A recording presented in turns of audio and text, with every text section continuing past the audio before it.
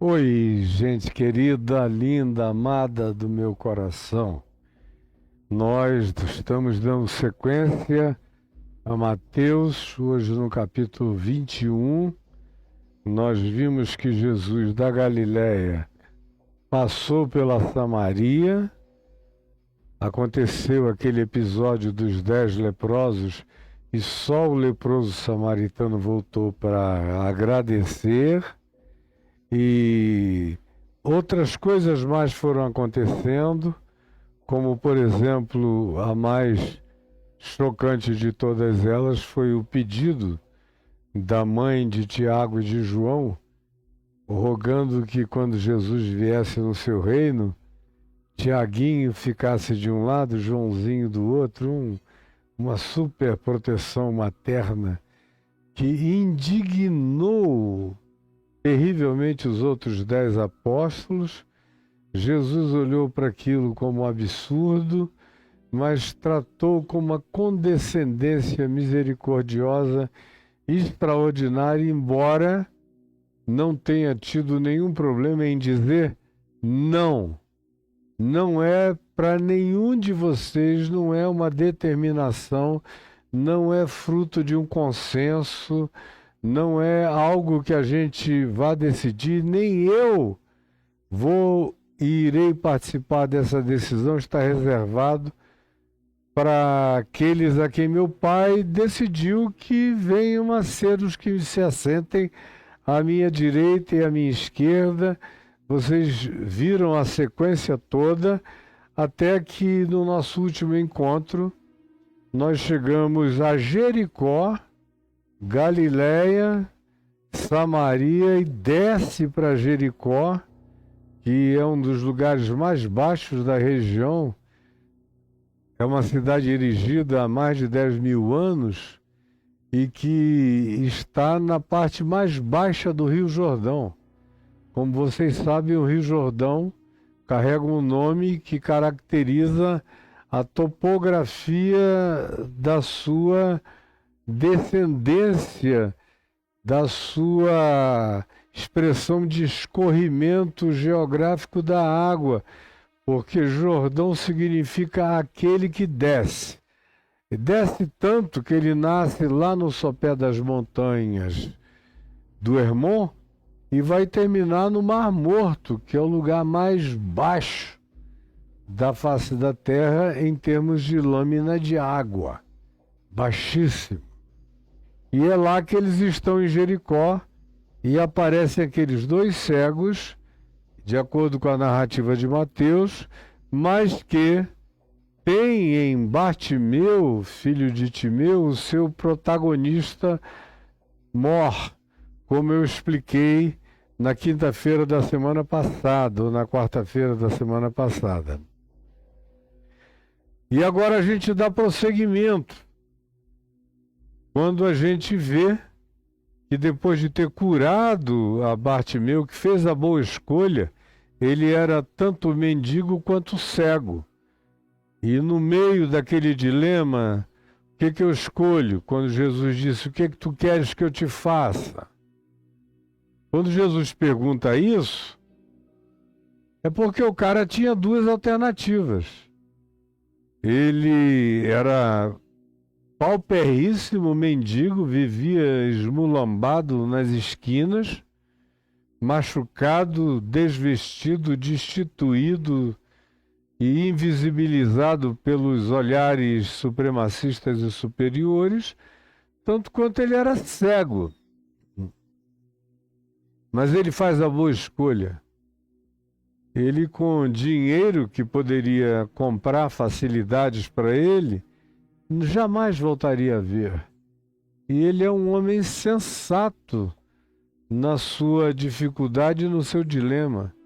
Ele prefere ver para poder enxergar o caminho, andar com as próprias pernas, não ser guiado por ninguém, tomar suas decisões, fazer as suas escolhas, construir a sua vida, trabalhar com dignidade um dia depois do outro, do que dizer, Senhor, como esses discípulos da teologia da prosperidade certamente fariam, especialmente nos dias de hoje, com a Eurolink do Elon Musk, prometendo que dentro de um ano, a maior parte dos cegos com o implante do chip neural vai voltar a ver, e dentro de no máximo 3 anos os cegos de nascença estarão enxergando.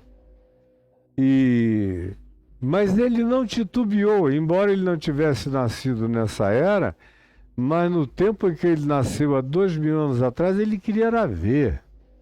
Quem vê se autodetermina. Quem vê escolhe seu próprio caminho. Quem vê não espera. É como a música do Geraldo Vandré. Quem vê sabe, quem sabe faz a hora, não espera acontecer. E ele então diz a Jesus, eu quero ver. E Jesus, condoído dele, imediatamente determinou, olhando para ele e para eles, que a visão lhes fosse dada e recuperada, e eles foram seguindo a Jesus estrada fora, numa alegria indizível, e agora era uma subida de Jericó na direção de Jerusalém, que naquela topografia do sul da Judéia era o lugar mais alto para se atingir, era Jerusalém, que está 800 metros acima do nível do Mar Morto. E eles foram seguindo a Jesus. E o verso 1 do capítulo 21 de Mateus diz: quando se aproximaram de Jerusalém, já na beiradinha, chegaram a uma aldeia que está lá até o dia de hoje, uma aldeia cheia de figueiras, um lugar interessante, antiquíssimo, e é vizinhíssimo da aldeia de Betânia, onde moravam Marta, Maria e Lázaro, e foi onde também Jesus, que gostava de pernoitar na casa desses amigos, ressuscitou a Lázaro, e o que foi o episódio final que deflagrou o ódio do Sinédrio, que decidiu assassiná-lo, como vocês bem conhecem a sequência da história. Pois bem, quando chegaram ali, que já dava para ver Jerusalém, naquela virada de quem vem subindo o Monte das Oliveiras e começa a enxergar as muralhas de Jerusalém, em Betfagé, essa visão já está bem conflagrada. O que aconteceu é que Betfagé já está erigida sobre o Monte das Oliveiras. E aconteceu que enviou Jesus 2 discípulos, 2 dos 12 que tinha, não se menciona-lhes o nome, dizendo-lhes: ide à aldeia. E a aldeia era Betfagé, ali ao lado, bem juntinho, metros. Se você andar 300 metros, você está em Betfagé. Chegando no Monte das Oliveiras, ide à aldeia. E aí está, que bem está diante de vós. E logo, sem esforço, sem precisar procurar, achareis presa uma jumenta, Embora o texto de Lucas 19, João 12, deem ênfase não na jumenta, mas no jumentinho, filhote dela que estava ali do lado. E a ênfase era tão grande no jumentinho que se diz que era um animal sobre o qual, preste atenção, nenhum homem, nenhum ser humano jamais havia montado. Era uma montaria virgem, jovem e virgem. E Jesus disse: tragam-nos, porque para levar o jumento virgem, era essencial que se levasse a mãe dele. Ele estava acostumado a ficar ao lado da mãe, a mamar ao lado da mãe, a comer ao lado da mãe, de modo que levar a mãe era um salvo-conduto para pacificação, para mancificação, para tranquilização do animal, que era de todo jovem, virgem, inexperiente, que nunca tinha experimentado carga, peso, fardo, de natureza nenhuma, e foi isso que fizeram. Acharam a jumentinha e com ela um jumentinho.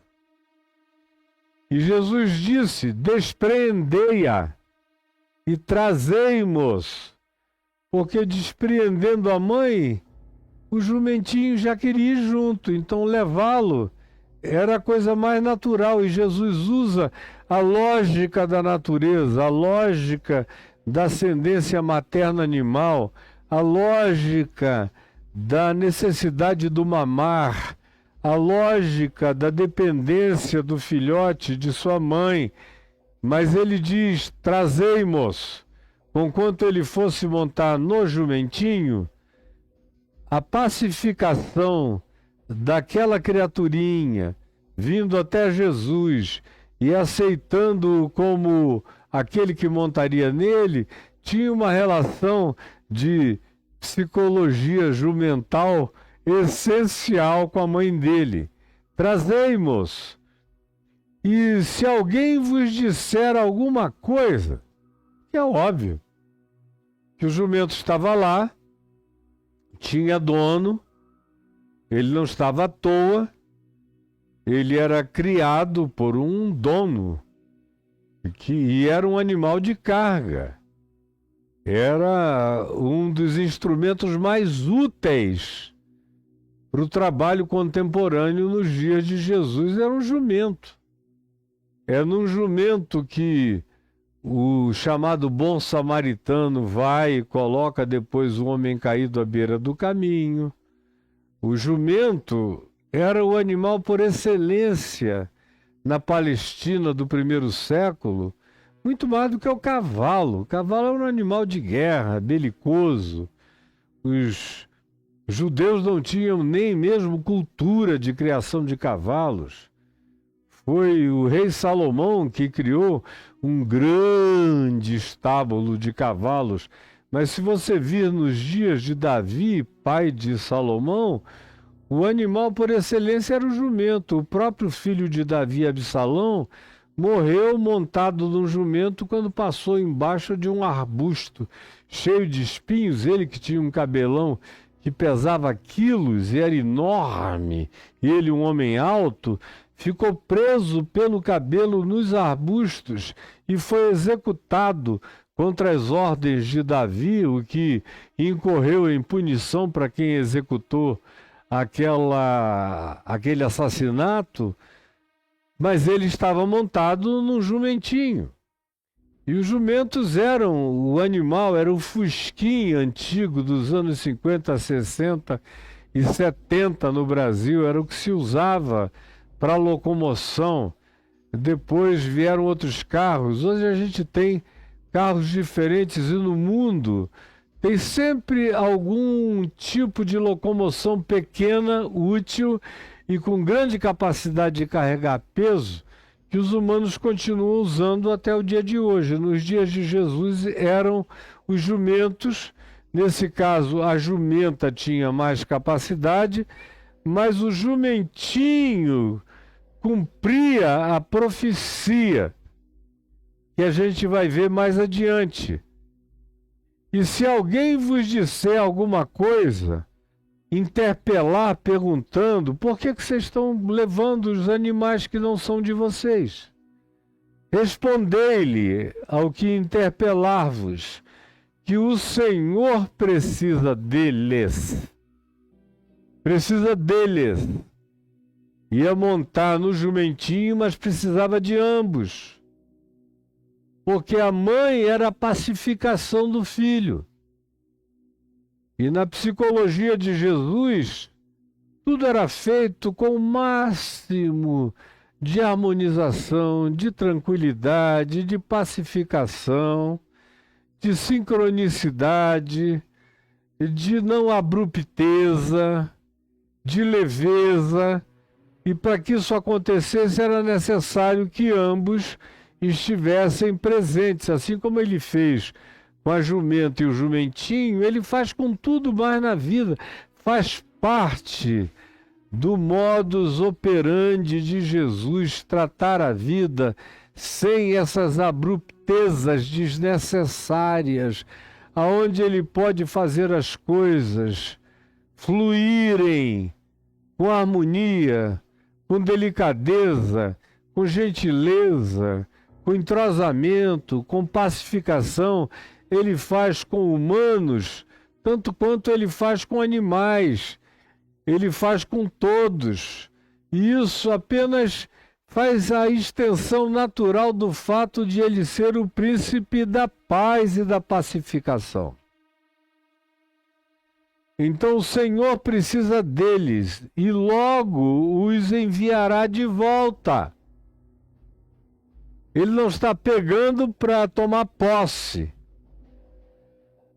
Ele não usa essas prerrogativas de soberania, de dizer, todos os jumentos da terra são meus, eu sou o filho do Deus vivo.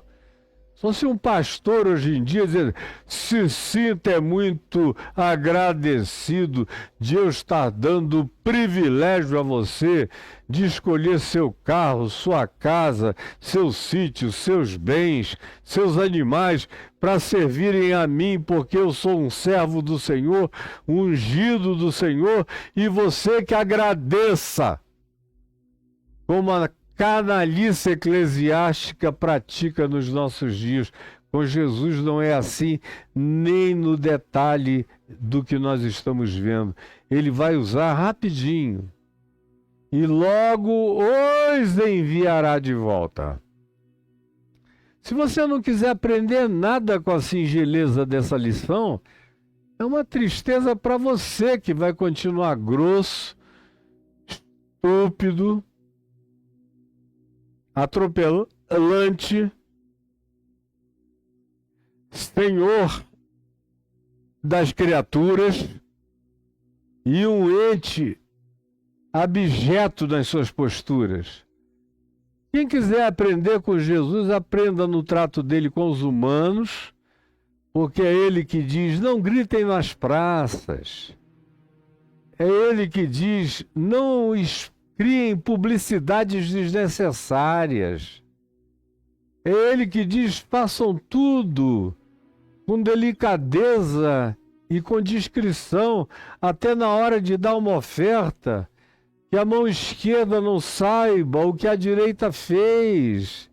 Faz parte do modus operandi dele, que não tem nada a ver com aquilo que você aprende na religião, que são verdadeiras casas de estupidez, de grosseria, de apropriação indébita, de supremacismo e de perversidade. Ele vem aqui e com o jumentinho ele usa desse cuidado.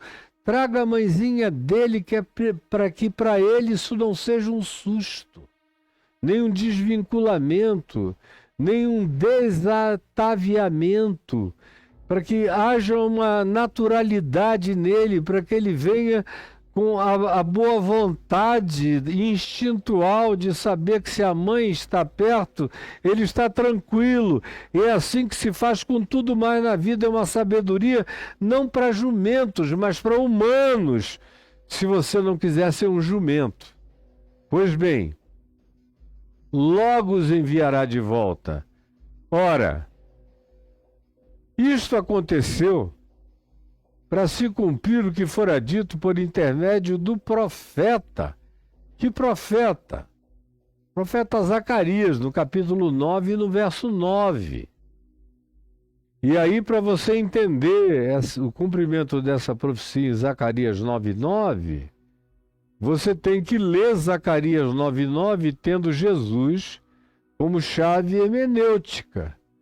Porque, de fato, em Zacarias 9:9, você encontra o cumprimento dessa profecia. Tragam o jumentinho, e para que se cumpra essa profecia. Agora, ele isola essa profecia do resto da continuidade do texto, porque a continuidade do texto aqui em Zacarias, no capítulo 9, no verso 9, é dantesco, é horroroso. E Jesus não veio para cumprir isto aqui. Olha só o que diz no verso 9 de Zacarias 9. Alegra-te muito, ó filha de Sião. Filha de Sião era uma expressão para designar os filhos da fé, os filhos da esperança, os filhos do retorno, os filhos da genuinidade, do serviço reverente a Deus e do culto sincero. Sim, alegra-te muito, exulta, exulta.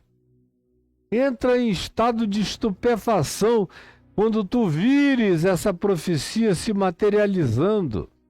Ó filha de Jerusalém, eis aí te vem o teu rei. Eis aí te vem o teu rei. E não é rei com R minúsculo, é rei com R maiúsculo. É rei Messias, é rei Cristo. É rei ungido absoluto. É rei sobre Salomão, sobre Davi. É o rei filho de Davi que reina sobre Davi. Acerca de quem o Salmo diz que Davi o chama, olhando para o alto, de meu Senhor. Aí vem o teu rei justo. Então, portanto, não era Davi, que não chegou a ser nunca um homem absolutamente justo. Muito menos Salomão, muito menos qualquer rei de Israel. Todos eles estavam cheios de falhas, defeitos. Mesmo os melhores carregavam os seus flaws, carregavam as suas tortuosidades. Porque não há nenhum justo, não há nenhum sequer.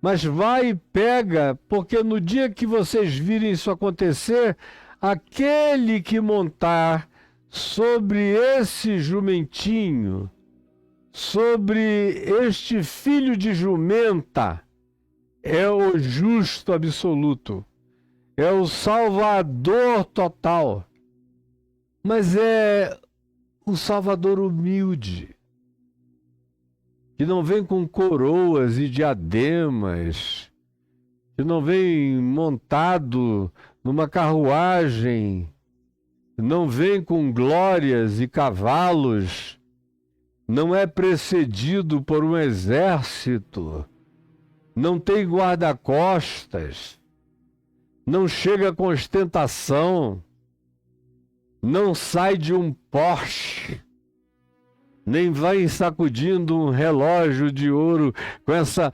ostentação patética dos emergentes. Não, é o rei humilde.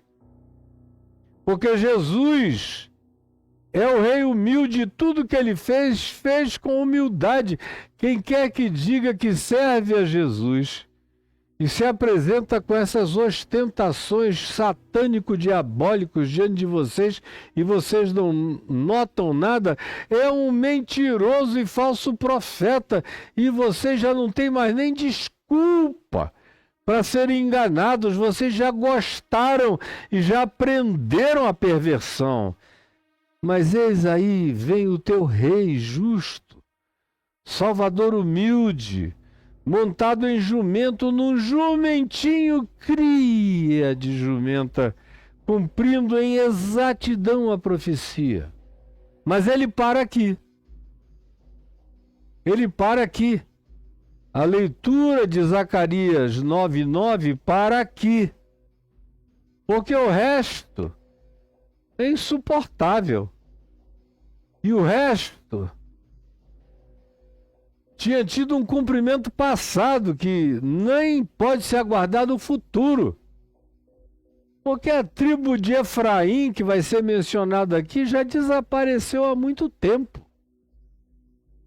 Se você fizer um exame de DNA, pode ser que você encontre, tendo um DNA de alguém de Efraim, algum elemento comparativo, pode ser que você encontre ainda alguns filhos de Efraim. Do contrário, a tribo de Efraim acabou-se há muitos e muitos milênios, há 1.700 anos, 800 anos, que não existe mais a tribo de Efraim. Ela existe como simbolização na Escritura, mas não mais como concreção genético-histórica palpável de nenhuma natureza. Só gente muito ignorante que não conhece a história do Velho Testamento é que fica pensando nas 12 tribos de Israel. Estão intactas por aí, desapareceu tudo.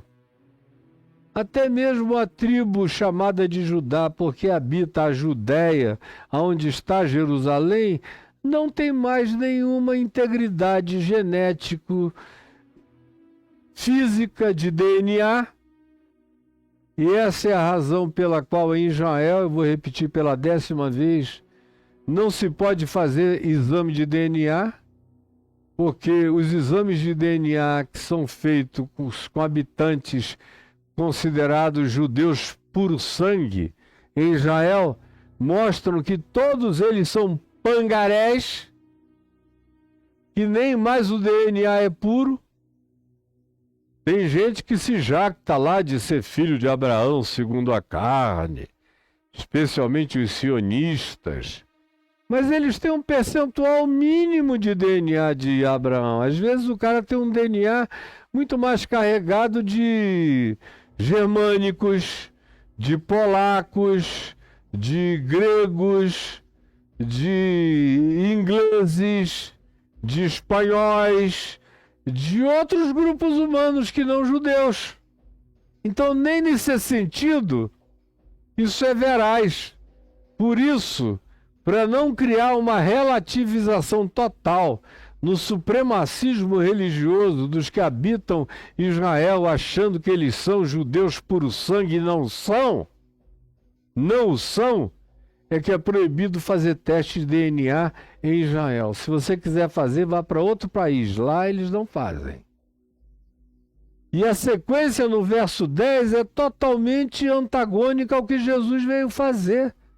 Na realidade, Jesus repreendeu os que queriam que ele fosse um rei belicoso, que entrasse em Jerusalém, acabasse com o sinédrio de perversos, destituísse Pilatos, declarasse guerra a Roma, invocasse legiões de anjos, de extraterrestres alienígenas poderosos de outras naturezas, com os seus aparatos, com as suas espadas de fogo, de laser, ou de qualquer que seja a natureza energética, ou a sua capacidade de fala, de queimar com os olhos, de declarar palavras que secariam qualquer um e qualquer coisa.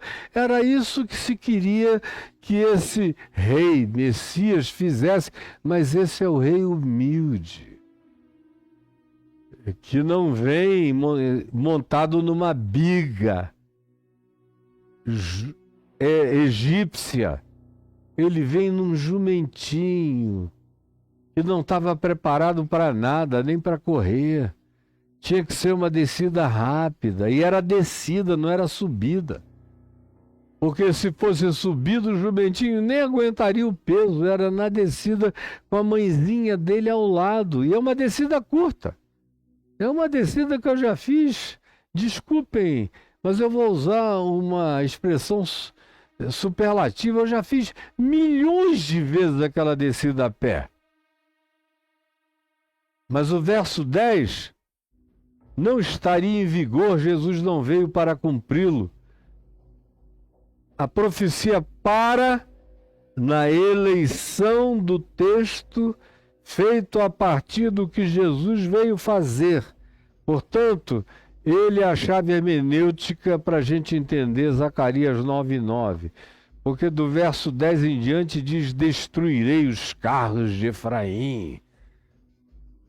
E era o exército mais forte que Israel tinha naquele tempo, ou nos dias antes, porque nos dias de Jesus, Efraim era só um nome da tribo, lá na região norte de Israel, mas já nem tinha mais a tribo de Efraim. E os cavalos de Jerusalém, que desde os dias de Salomão já não estavam presentes, e o arco de guerra será destruído. Jesus não veio para fazer isso. Ele anunciará paz às nações. Isso sim, ele veio para fazer e disse: ide por todo mundo e pregai o evangelho da paz a todas as nações.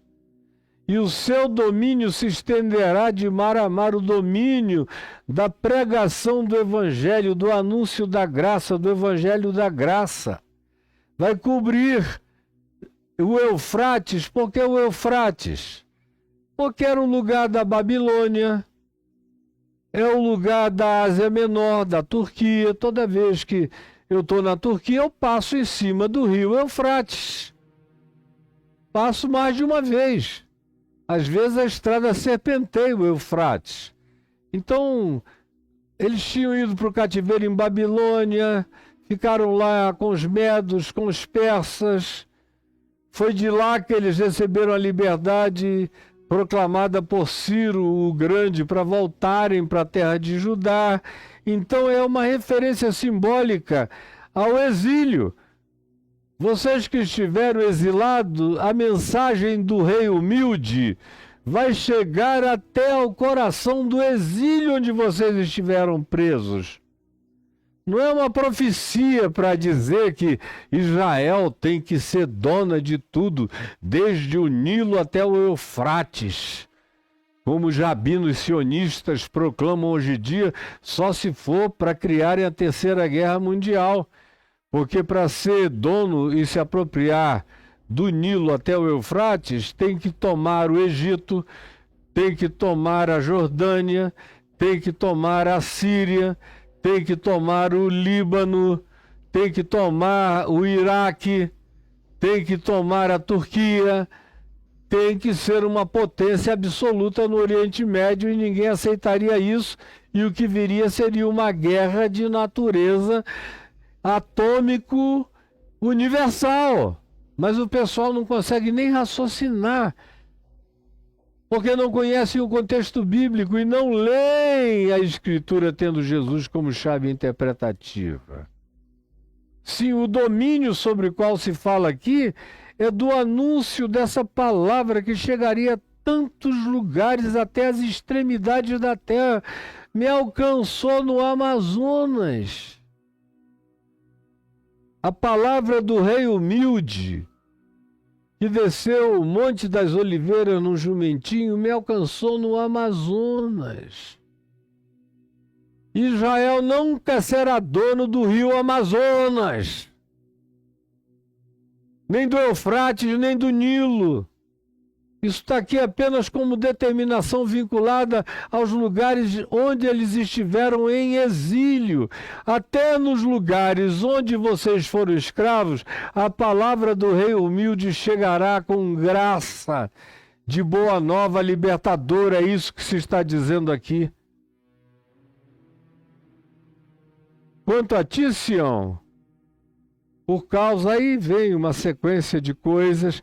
O verso 12 tem uma expressão linda, diz: voltai à fortaleza, ó presos de esperança, que é uma mensagem em Zacarias que eu já preguei várias vezes sobre essas pessoas que tiveram o coração aguilhoado pela esperança, gente que não consegue quebrar o laço da esperança na vida. Como pela misericórdia de Deus, eu creio que Deus me tornou uma dessas pessoinhas. Eu estou preso à esperança até o último tempo da minha vida na terra e eternamente, porque eu sou salvo na esperança da vida eterna. Pois bem, dito isto, cumprida a profecia de Zacarias 9:9, que só dá para ser entendida no recorte que se faz se você ler a Escritura tendo Jesus como chave interpretativa, se prossegue dizendo o seguinte: indo, portanto, esses dois discípulos, e tendo feito como Jesus lhes ordenara, e se você ler o texto de Lucas 19, de 28 a 40, você vai ver que o dono do jumento chegou e perguntou: escuta, por que vocês estão levando o meu jumento? E o filhote da jumenta, e eles disseram apenas o seguinte: é porque o Senhor precisa dele. A mesma coisa está dito em Mateus 21:3. E aí prossegue dizendo: eles levaram.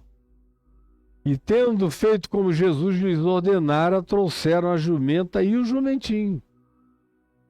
Então puseram em cima deles as suas vestes, não as vestes de Jesus, porque Jesus não ficou despido.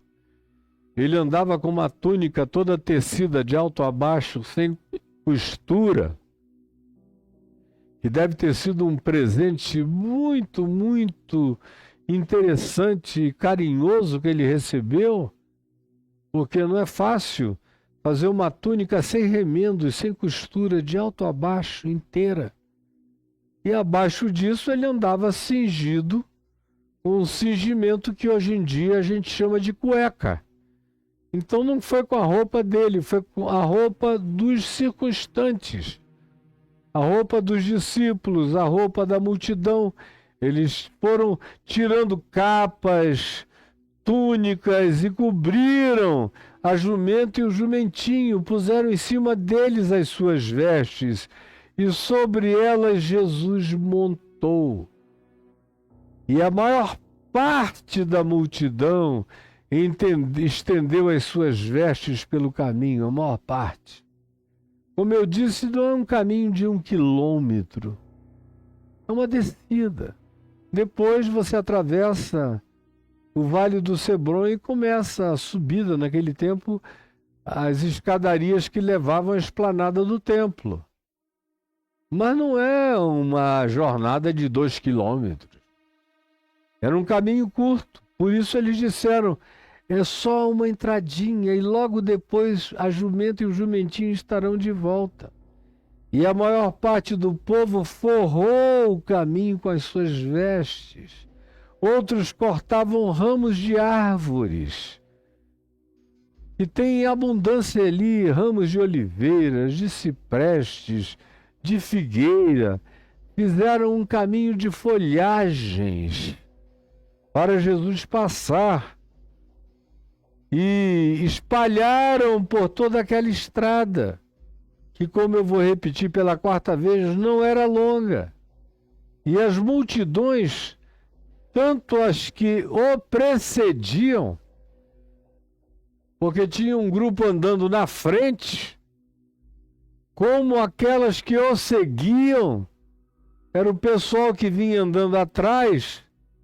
Ambos os grupos, os dianteiros e os da traseira, clamavam o mesmo clamor, que era o cumprimento do Salmo 118. O cumprimento do Salmo que diz: Hosana ao filho de Davi, bendito o que vem em nome do Senhor, hosana nas maiores alturas.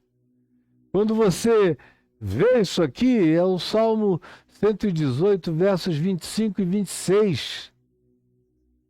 Fica bem claro que se está falando de um cumprimento de uma profecia que estava para além de Davi, para além de Salomão, para além de qualquer realeza anterior ou contemporânea. Era o cumprimento de algo que só poderia ser enxergada pelos humildes de espírito. Os que não fossem humildes de espírito, era um espetáculo patético. A marcha para Jesus não ia querer essa cenografia aqui. É muito pouca gente. Um caminho sem barulho. E ainda sentado num jumentinho, que coisa mais pobre. Esse grupo de pessoas fazendo esse gesto. E ele entrou. E você não vê nenhuma autoridade romana indo para lá, ou uma escolta de centuriões, ou qualquer tipo de autoridade superior. Não. Era coisa de gente simples, um povo simples, uma profecia simples para um rei humilde.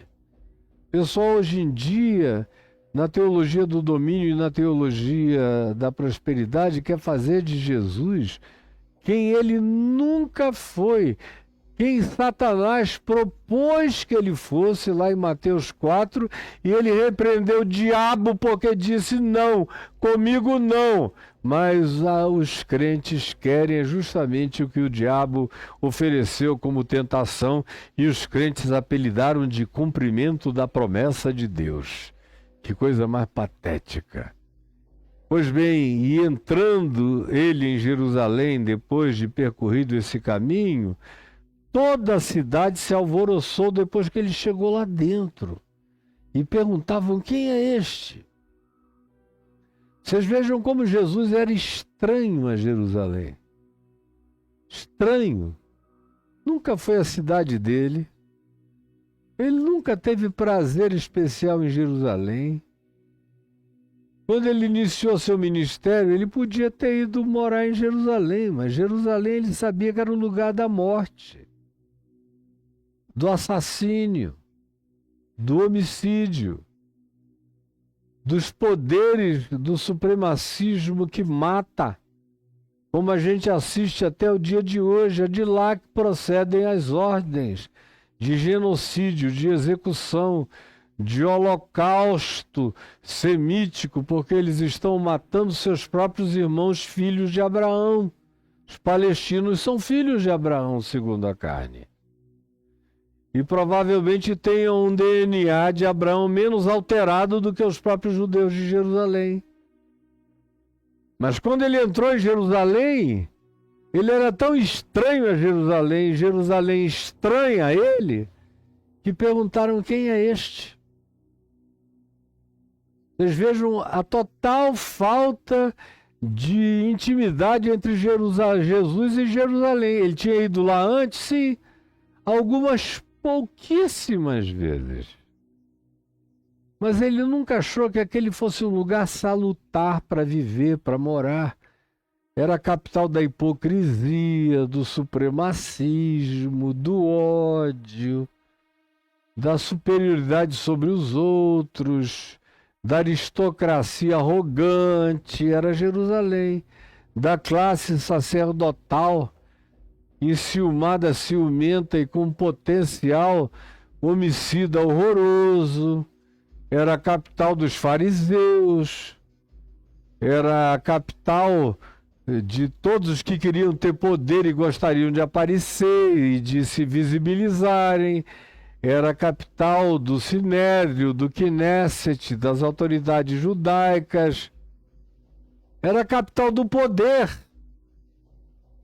E como Paulo veio a dizer, e se você não quiser ser apenas um ouvinte negligente da palavra, abra em Gálatas, no capítulo 4, e leia o capítulo 4 todo de Gálatas, onde Paulo fala de Jerusalém, dizendo que aquela era uma cidade que só gerava para escravidão, só gerava para morte, para eliminação, que era a cidade da arrogância, que só tinha um nome irônico de cidade da paz, mas era onde nunca houvera nem haveria paz. Era a cidade chafurdada e encharcada, e que espojou o sangue dos profetas todos que falaram em nome de Deus e nenhum deles morreu na Galileia. Todos eles morreram em Jerusalém. É por isso que Jesus vai dizer logo, logo depois, Jerusalém, Jerusalém, que matas os profetas e apedrejas a todos os que te foram enganados, que não reconheces nunca as oportunidades de graça, de salvação, de visitação, de amor de Deus. A presunção de vocês religiosa é tão grande que vocês são mais cegos dos que os cegos de visão, de nascença. Vocês não enxergam nada, nasceram cegos pela arrogância religiosa. Assim é Jerusalém. Por isso, até Jesus, que tinha feito milagres lá, já tinha curado pessoas lá, já tinha mandado a mulher adúltera de João 8 ir embora para casa sem ser apedrejada, já tinha curado no poço de Betesda, já tinha feito coisas lá desde a juventude, quando deixou os escribas, os fariseus e os mestres da lei perplexos com a sua sabedoria aos 12 anos de idade. Mas Jerusalém só se interessa por Jerusalém. Nós somos o lugar da bênção. Quem não mora aqui não está com nada. Quem não frequenta o nosso templo aqui não conhece Deus. É igualzinho o que acontece com as igrejas grandes, as denominações, as mega churches e os mega pastores com as suas arrogâncias mais infladas do que a de demônios, muitas vezes. Quando ele entrou, qual foi a pergunta? Quem é este? O que revela como a religião não conhece Deus. Na Galileia ninguém faria essa pergunta. Na Samaria ninguém faria essa pergunta. Eventualmente, na região da atual Jordânia, onde estava Geresa, Gadara e uma quantidade grande de outras cidades das Decapólis, ninguém faria essa pergunta. Eventualmente nem em Damasco, na Síria. Todo mundo sabia quem ele era, menos em Jerusalém. Ou não sabiam ou queriam dar uma de superiores. A gente não vai nem reconhecer quem é esse cara. O que cabe a ele é a nossa ignorância deliberada. Quem é este? Como às vezes a gente encontra, chega em lugares onde todo mundo sabe quem você é, mas eles fingem que nunca te viram antes e dizem, e esse cara aí? Mas nesse caso aqui, as duas coisas podem estar em operação. Tanto a ignorância de quem nunca prestou atenção no que era a manifestação personificada do seu Rei Salvador, porque sendo humilde não lhes interessava, porque não chegando com um séquito real não lhes importava, porque chegando com humildade era objeto do seu desprezo, porque desprezavam tudo que fosse humilde, ou por causa da sua arrogância, que mesmo sabendo quem era Jesus, fingiam que sabiam quem ele não era. Ele não vai receber like nenhum aqui, que a gente finge que não sabe quem ele é. E as multidões clamavam, as que tinham vindo com ele da Galileia, da Samaria, de Jericó, dos outros lugares, clamavam e diziam, este é o profeta Jesus de Nazaré da Galileia. Este é o profeta Jesus de Nazaré da Galileia. E eu quero concluir hoje aqui. Amanhã eu tenho muito mais para falar. É quando Jesus entra no templo e expulsa aqueles cambistas mercenários. Que era o que ele faria hoje aqui em praticamente todas as igrejas do Brasil. ele entraria com a zorrague na mão e tocaria do púlpito todos os pastores e eventualmente expulsaria do templo todos os crentes que vão lá pensando só em dinheiro, em grana, em prosperidade, em ostentação, em tudo isso. Mas isso fica para amanhã. O que eu quero deixar como você hoje é uma pergunta. Você percebe Deus nas manifestações de humildade do Evangelho de Jesus?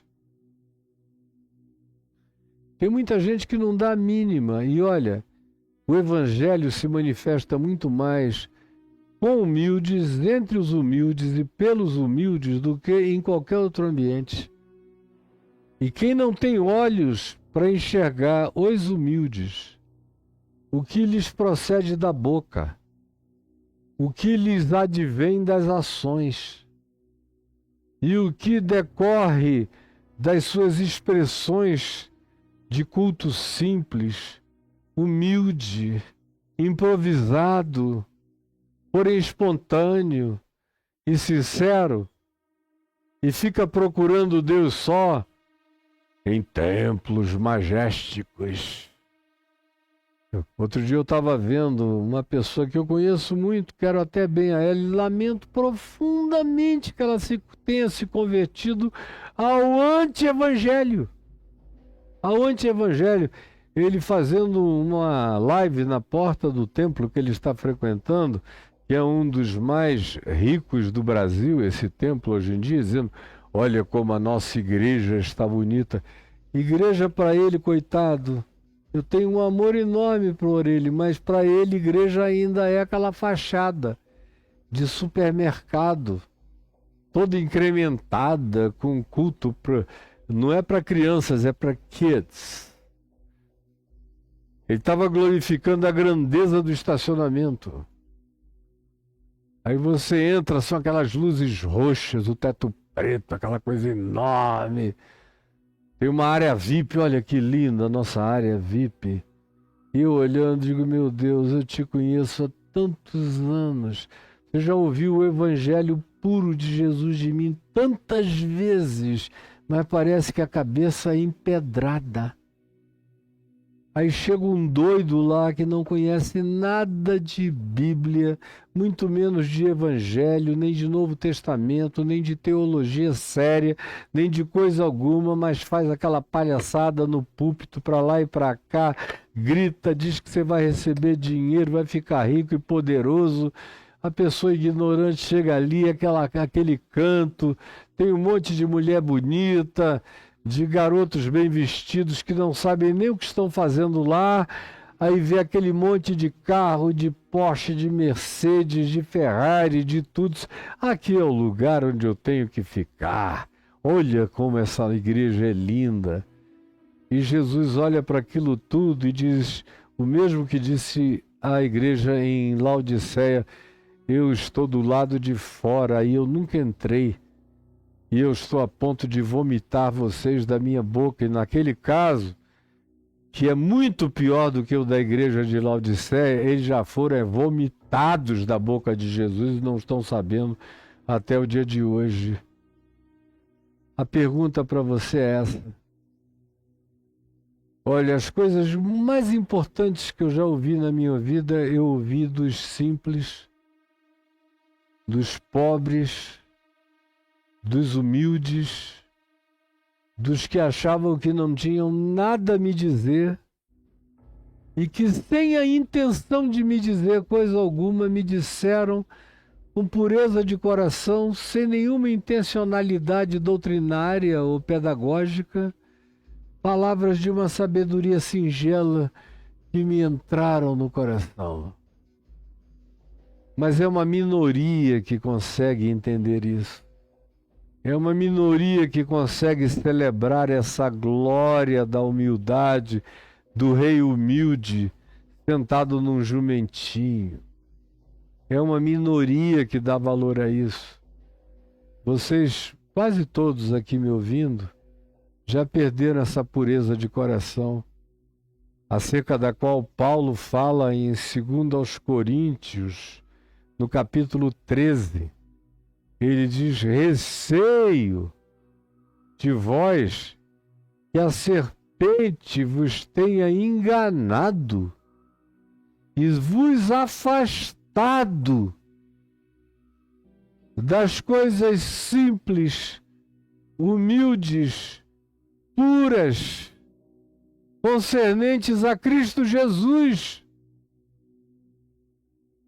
No mesmo ambiente, em 2 aos Coríntios, no capítulo 8, ele diz: pois Jesus é aquele que, sendo rico, se fez pobre, para se identificar com os simples da terra, não com os ricos da terra. O rico pode entrar no reino de Deus, mas vai ter que desvestir o coração de toda a arrogância da sua presunção de poder. Do contrário, não entra.